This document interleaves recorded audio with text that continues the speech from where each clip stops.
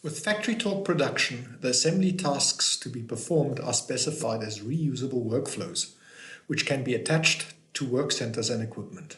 Here we've configured a workflow for the second step in our assembly of sample devices.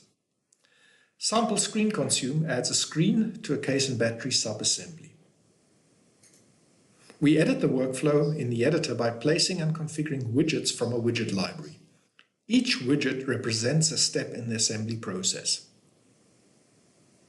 We can define conditional logic, loops or branches, but our example is simpler and only needs configuring adding a screen from the bill of materials. We then define how to mount the screen by adding instructions using an instruction widget. We simply drag the widget where we want it in the workflow, configure the appropriate instruction document and save the changes. This procedure can now be reused at any work center or equipment, and it only took a few minutes to configure.